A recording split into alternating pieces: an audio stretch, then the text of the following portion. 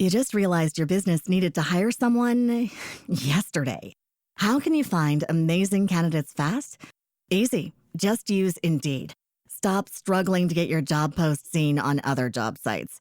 With Indeed sponsored jobs, your post jumps to the top of the page for your relevant candidates, so you can reach the people you want faster. According to Indeed data, sponsored jobs posted directly on Indeed have 45% more applications than non-sponsored jobs. Don't wait any longer. Speed up your hiring right now with Indeed. And listeners of this show will get a $75 sponsored job credit to get your jobs more visibility at Indeed.com/kidsandfamily. Just go to Indeed.com/kidsandfamily right now and support our show by saying you heard about Indeed on this podcast. Terms and conditions apply. Hiring? Indeed is all you need. Are you ready to learn the 3 secrets to launching a successful podcast? Hi, I'm Bill, a recent client of the Podcast Mogul. If you've been thinking about starting a podcast but aren't sure where to begin, he's got you covered. He is hosting a free webinar where he will share the 3 secrets that can help you launch, grow, and monetize your podcast without any fancy equipment or technical headaches. Click the link in the show notes to save your spot now and let him help get your podcast off the ground. Hey entrepreneurs, it's your Podcast Mogul Phil Better here. I am excited for this episode as I know you are. Before we jump into this episode, I'm going to ask you if you are also a podcaster and you're looking to grow your podcast or monetize your podcast, make sure you stay till the end of the episode. I have a special deal for you, or a special offer, if you will. But ladies and gentlemen, without further ado, let's jump into the episode.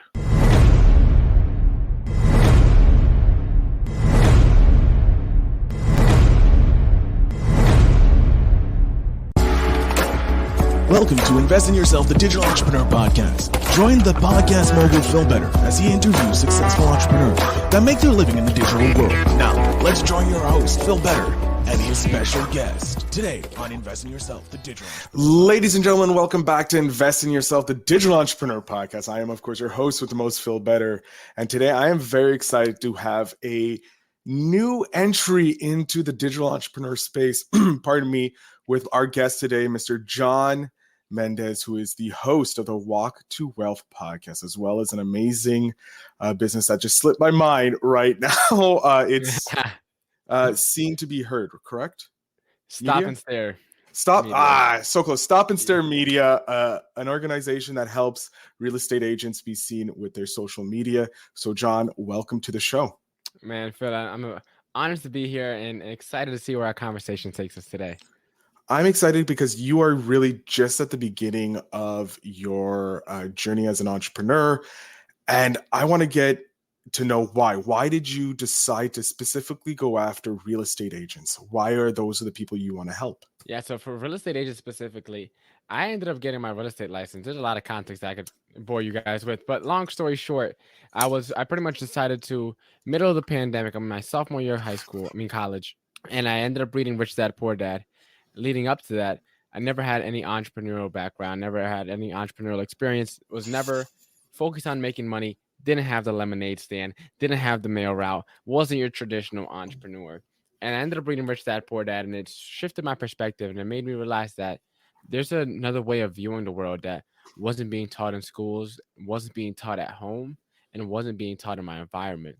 And so that's kind of what sparked the bug in me, and I ended up deciding that winter break to just go down the rabbit hole of learning about personal finance and entrepreneurship and things like that. And real estate was the one that stuck. So my spring semester of sophomore year, when I came back, we were still online, still height of the pandemic. And from there, I decided to stop showing up to my college classes, signed up for my real estate class, and never looked back. Fast forward a little bit, got licensed at 20, ended up realizing that real estate isn't what I wanted to do. And podcasting was actually what I wanted to do. But I had tons of information on marketing. So I started teaching. I was in one of these mastermind calls, and one of the hosts of the mastermind was like, "Hey, John, do you mind teaching a class on like some Facebook tips or social media tips?" And I was like, I never taught a class before.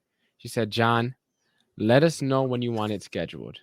From there, I ended up teaching my first class. I had over 440 people sign up. I probably spent more time learning how to send emails because I had to invite everyone manually because I didn't know how to use Eventbrite or MailChimp or anything like that. Oh my So gosh. I was manually copying and pasting emails out of a Google spreadsheet to send out the invitations. Ended up working out. I had like 200 people live for the first class, and that's how I got into teaching social media for realtors. Wow. Hopefully someone taught you how to use like MailChimp and HubSpot, all that, so that you don't have to do that all the time.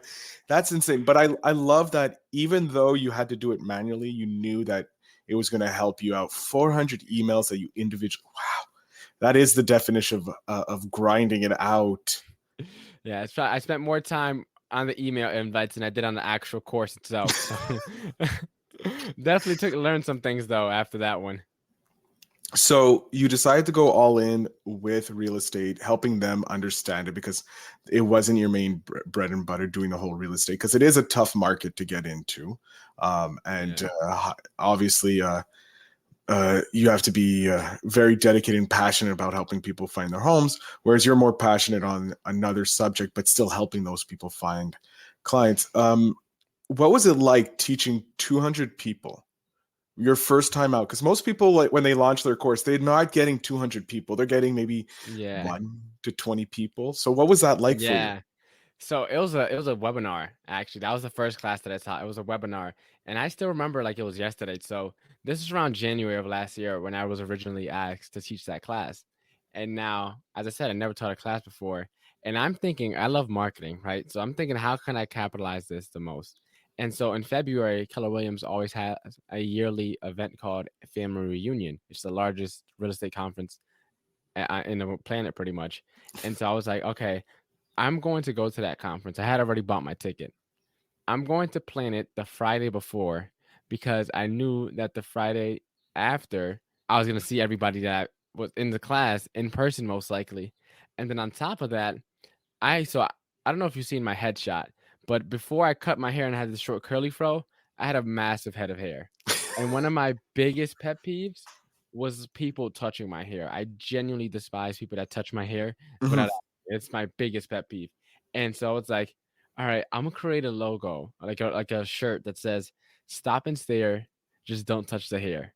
And it was like corny little thing, but it was this big giant marketing plan, bro. So I was like, and I'm formulating this in my head. It's like, all right, so I'll teach the class, then I'll come in at the conference with the shirt. And then at the event, there's gonna have for the mastermind their own little exclusive event. So I came in with braids, and then the morning of I washed my hair to then have my hair out and curly for that exact meetup. But teaching the class live, so I gave a lot of context around it. It was one of these things where I kid you not, I normally intermittent fast, but I'm telling you, I had nothing that I ate that morning, and it felt like my stomach was in knots. It was that's exactly why I didn't eat, because I knew my stomach was gonna be in knots. And so I'm there, I'm in the office, I have my black blazer on, a plain white shirt, I have my camera set up, I had my microphone, and I didn't have a 4K camera at the time. It was a little webcam, but I had my lighting set up, the ring light. I made sure to book a room. I had everything planned perfectly. And then I'm on there and I see people coming in 10, 50, 75, 100, 150. And I'm looking and it's like, I took a deep breath. Yeah, I spent so much time preparing and I had like everything that I was going to say on every slide pretty much written out. I got to like slide 4 and I was just locked in. I stopped looking at the slides. I was like, I know what I'm talking about. I don't need this. And I just went with it. And man, that hour, I had the biggest adrenaline high ever. But after it, and I called my girlfriend and I called like everybody like, I just taught a class. Like, I did it. I took a big deep breath, did my little walk of fame, I guess you could say. And man, there was so much adrenaline. I remember I was looking at the window, telling myself like, "Yo, I'm the man. I did it, man." And it was just exhilarating feeling, honestly. Oh, I love that. I just came off teaching my first in-person class, and I just got to teaching them how to podcast for a government agency. So that was like crazy different, you know. It was just a lot smaller, but I got that, like you said, like at the beginning, you're like locked in on on what the words that you had written down, and then afterwards, you're like, no, I know this. You got that confident boost, and you destroy it. So yeah, I fully connect with that. I love that. So When did the podcast come? Like, why did you start the podcast? Yeah, so the podcast and the social media thing that I got going on with the realtors are not in direct correlation. They had no correlation at all, actually. So I actually started the podcast prior to me teaching that first class. And so for me, as I said, I grew up in a projects. It was 9 of us in a 2-bedroom. My mother, she suffered from mental health issues, so me and her never really got along. My father was absent. So my Dominican grandparents on my mother's side raised me, and they don't know a lick of English. Like growing up, money was super tight. We had Section 8. We had food stamps. My bed was literally a couch up until 4th grade. You know, some nights we would have to boil cold water just so I could take a warm bath. Like it was tough growing up, but despite that, I was a very optimistic kid. I was a very happy kid. As I said, I wasn't very entrepreneurially minded. So once I read Rich Dad Poor Dad and I had that epiphany and I had the courage to go out and trek the untraditional path, I was like, man, growing up in the city, you see this all the time. So many people, they want to do their own thing, start their own business, not go to college, go to trade school instead, do all these other things. But we're just force fed this one narrative, this one track that we're all supposed to mold and fit into. And it's like, nah, there's another way out there to live life. There's another way out there to make an impact.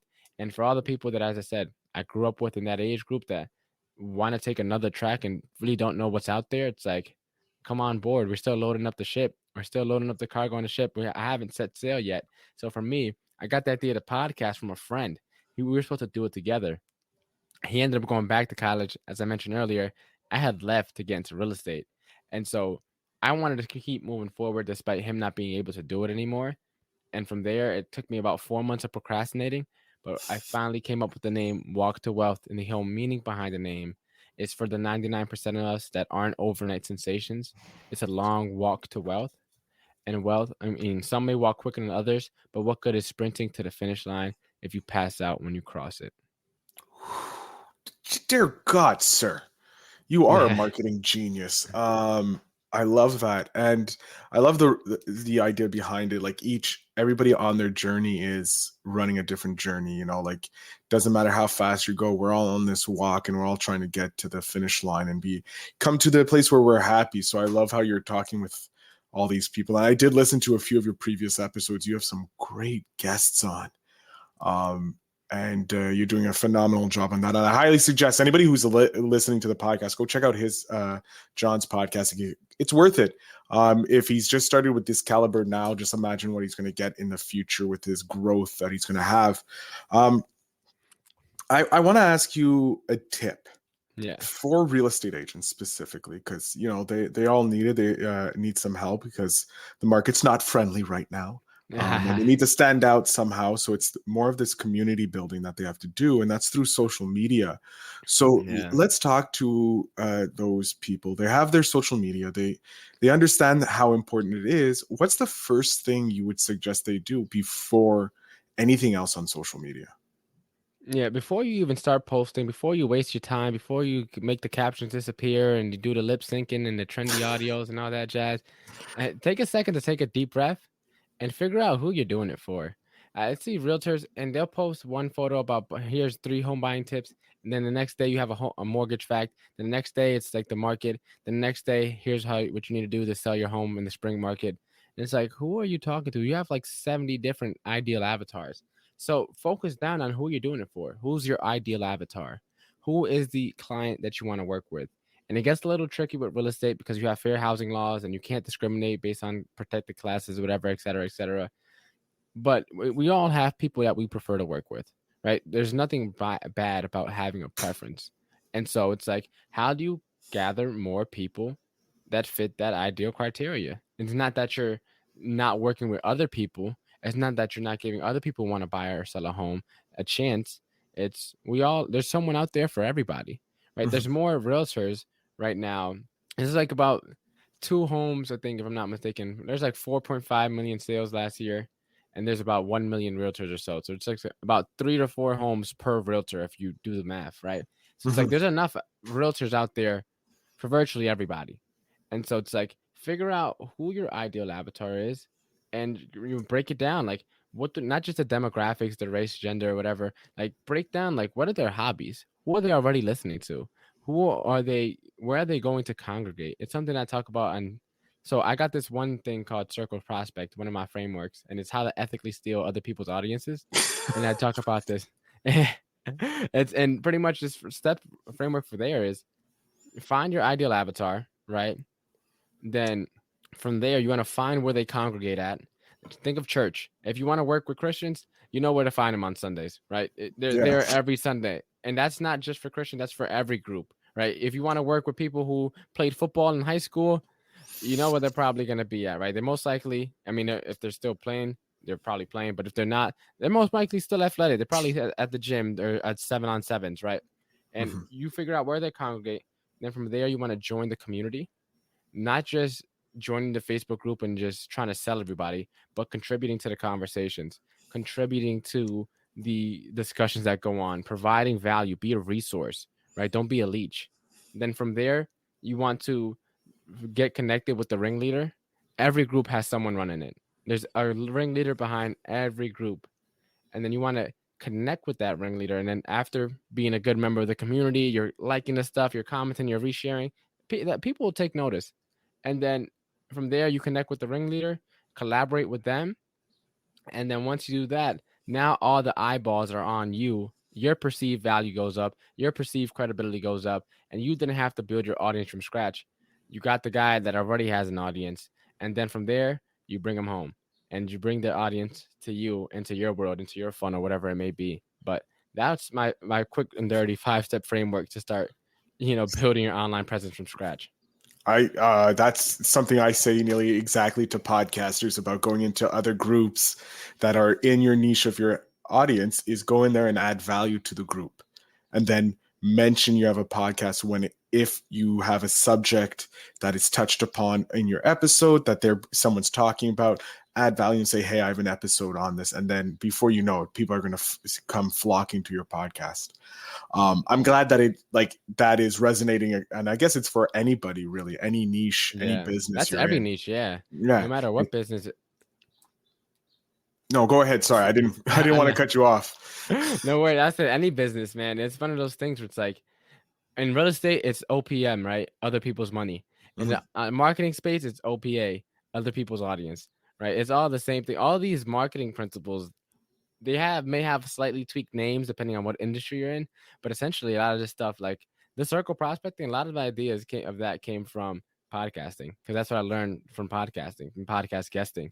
So it's like I've been trying to take all these things that I've been learning from all these different endeavors I had going on, and all these people I've been reading and researching, and try to apply that to some way that how it makes sense to the market I'm trying to serve. So I just say real estate agents, but that really works for anyone. Oh, no. I love how you're taking something from podcasting and the marketing you learned from podcasting, bringing it into another niche, because that's what I do. I have this opportunity to talk to entrepreneurs like yourself, and they teach me something. They give that tip, and I'm like, okay, how can we correlate this over to podcasting? Then I share with podcasters, and they love it. So I love how you're doing the opposite, grabbing from podcasting and sharing it with business, because that's just phenomenal. Where do you want to be in the next 5 years? Yeah, so for me, 5 years, my big thing is time freedom, location freedom, financial freedom, those three things. I want to be completely autonomous from whatever is going on in the world, primarily because I'd rather have full control in terms of what I decide and how I decide to maneuver and function. And for me, with the time freedom, that's something where how I spend my time is of the utmost importance, because we only have so much of it. It's a very finite resource, and we can never get any of it back. So it's like, I want to be able to, as I said, if I got to go to my cat, right? And you talked about this before we went live, but if I had to go to my cat and give him some medicine or take him to the vet, like I got to go later today. So I want to be able to do that. If I want to, when I eventually have kids, play with my kids, I could do that. And then with the location freedom, if I wanted to travel, to go across the country, go across the state, go across the world, I want to be able to do so. I want to be able to experience life. Like, this world has so much to offer and so much to see. And it's like, I want to experience as much of it as I can while I'm still here. And then the financial freedom, well, you need money to fund a lot of this stuff. Yeah. And so it's like, although it's not the center of what I do, it's something that's definitely necessary, because that allows you to then get time freedom and location freedom normally once you get financial freedom. And for me, a quote that I love really is, don't focus on the passive income, focus on the passive impact. If you could impact people's lives while you sleep, you'll make more money than you'll ever know what to do with. That is a great quote. Wow. And where did you hear that quote? If you still remember where you read it, you found it. Random Facebook video. A random. Well, I'm so glad that random Facebook video is now like shared here, talked about. I'm going to try and find that. I probably won't find it, but if I do, it's going to be in the show notes like normal, everything else. But I love that quote. Don't focus on the passive income, focus on the passive impact, and then you'll have the wealth you want. Oh my God, that's amazing. John, for someone so young in your journey, you're already dropping more gold than I've heard from some senior people. That is a great quote, and damn, it hits differently. What with your podcast, and I'm interested on this because as a fellow podcaster, I always like to know who was the guest that surprised you the most. That surprised me. No, that's a good way to word the question because that makes me think. Surprised me the most. Now, let's say in a good way, right? Yeah, let's say like you were, because we can talk about surprises in left field going badly, but yeah, let's look at someone that surprised you, either coming, like you reached out and came on the podcast, like, whoa, I'm surprised I got them, or they dropped some like surprising knowledge on the show. Okay, so I'll answer both questions. My biggest guest that I've had so far, his name is David Meltzer. He's a big time like entrepreneur guy. So I actually interviewed him last week, actually, from the time we're recording this. So that was my biggest guest, and landing him. So I was a guest judge for the Grant Cardone's Great American Speak Off. I was a virtual judge for that. Oh, and congrats on that. Thank you. I was able to get the list of all the other virtual judges. And so I reached out to everyone via LinkedIn and Instagram. And so he was like, man, can, whatever I can do to help, let me know. And I didn't take up on an offer right away. But then like a couple of days later, I was like, man, let me just shoot my shot. So I ended up reaching out like, hey, I would be honored to have you on the podcast. And he was like, yeah, for the most part. And then ended up getting him on. Another guest that I haven't recorded yet, he's getting scheduled in April, but he has like 1.5 million followers. And back in September, interviewed a guy that also was on his podcast. So I've been following him since back in September. Pretty much what I was saying. You got to join the community. So I've been keeping up with him on Instagram for a while now. And then I started reaching out to like, I would say like, I wouldn't call them micro influencers, but like, so a couple people that are in like the personal finance influencer space that have like 50 to 100,000 followers. A couple of them said, yeah.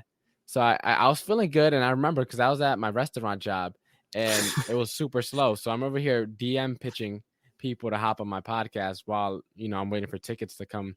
And then I got a couple people to say, yeah. And I was like, man, I'm feeling good. Confidence is high. Let me just shoot my shot with this guy too. And he was like, yeah, super down to earth. And I was like, well, that was like the biggest surprise to me because it's like landing them was like something I was like, you miss 100% of the shots that you don't take. That's what I learned from reaching out to those two. And I took the shots and they just so happened to go in, and I'm not going to think twice about it. I'm just going to keep on fire away now. In terms of what I've learned though, and I quote this one a lot, but it's the one that always comes to mind. This guy named Dr. Vic Manzo. He's big into like the quantum space. And one of the things that I love that he said is the law of non-sacrifice, and how when you're operating abundantly, there is no giving up anything. You're just choosing what you love to do.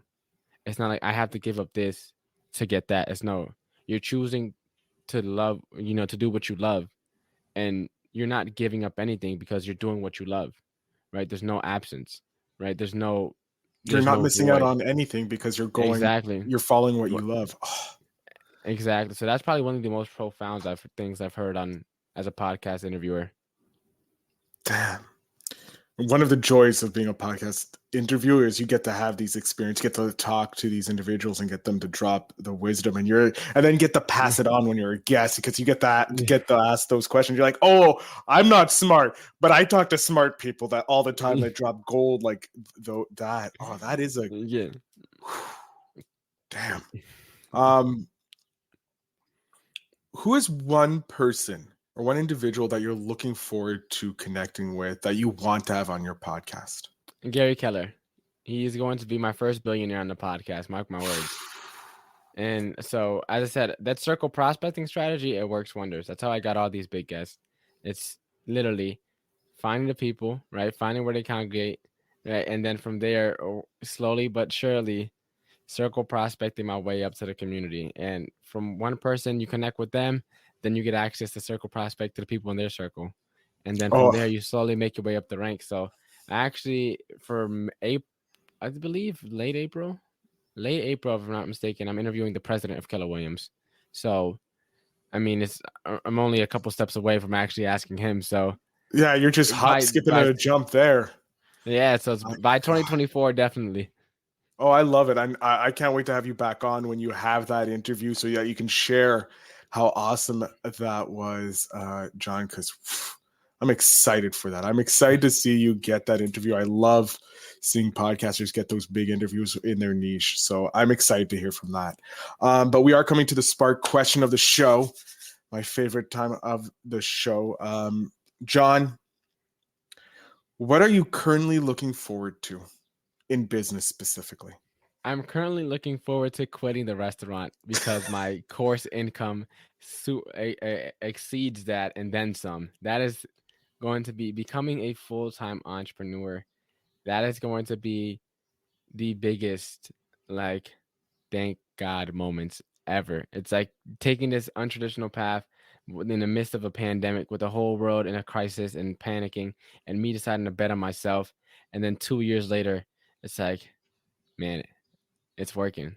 It's working. It took me a while, but it's working. And even just talking about it, man, it fills me up with so much joy. And I'm looking forward to it, right? Because it's like, that's going to be the day that I realized that it was all like worth something. It was all for something.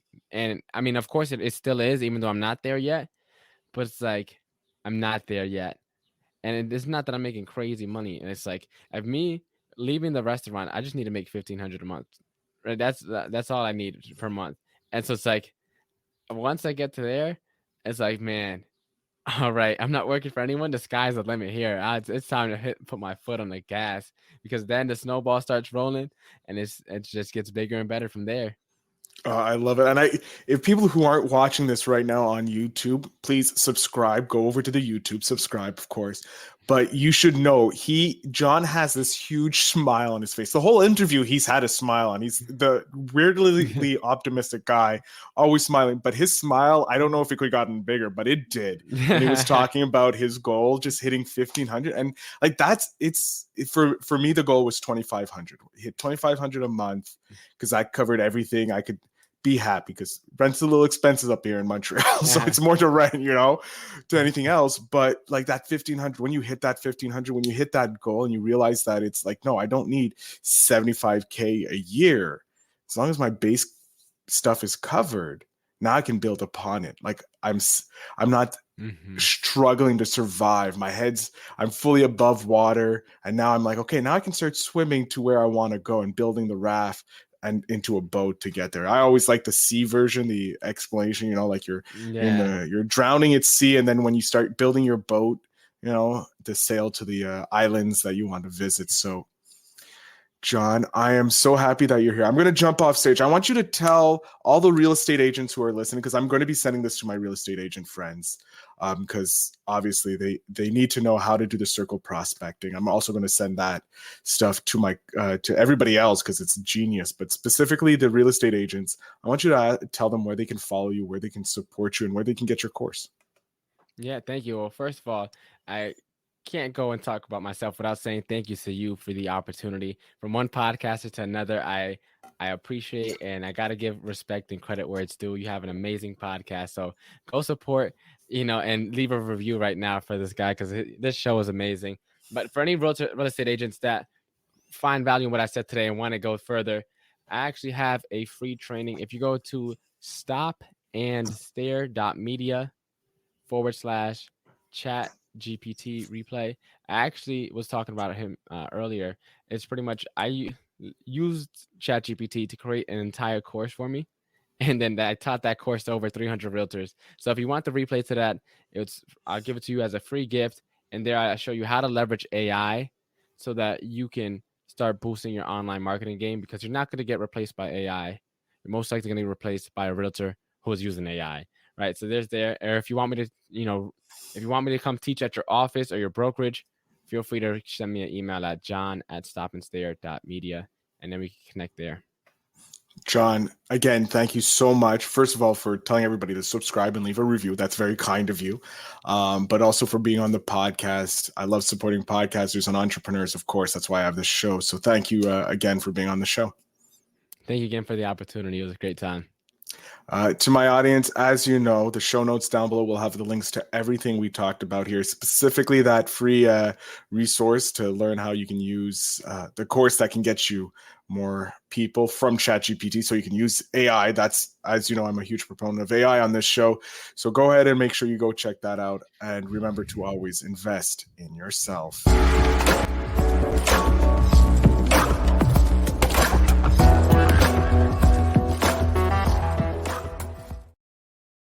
Hey, digital entrepreneurs, thank you so much for listening to this episode. I hope you guys have enjoyed it. Now, if you're looking to take your podcast to the next level, like most of these entrepreneurs have taken their business to the next level, to scale it, if you will, make sure you check out my brand new newsletter. Links are down below. It is called the Monetization Mogul Syndicate newsletter, or it could be Phil Better Stories of Monetization Moguls, or Making Moguls is what I do. So make sure you go ahead and check that out. But I want to thank you very much for listening. And as always, remember to invest in yourself. Thanks for tuning in. Now it's time to take the next step. When you're ready to dive deeper into how to launch, grow, and monetize your podcast, Phil's got something special for you. Join him for a free webinar where he'll reveal the 3 secrets that have helped countless entrepreneurs succeed in podcasting. Click the link in the show notes to save your spot, and let's turn your podcasting dreams into reality. You just realized your business needed to hire someone yesterday. How can you find amazing candidates fast? Easy. Just use Indeed. Stop struggling to get your job post seen on other job sites. With Indeed sponsored jobs, your post jumps to the top of the page for your relevant candidates, so you can reach the people you want faster. According to Indeed data, sponsored jobs posted directly on Indeed have 45% more applications than non-sponsored jobs. Don't wait any longer. Speed up your hiring right now with Indeed. And listeners of this show will get a $75 sponsored job credit to get your jobs more visibility at Indeed.com/kidsandfamily. Just go to Indeed.com/kidsandfamily right now and support our show by saying you heard about Indeed on this podcast. Terms and conditions apply. Hiring? Indeed is all you need.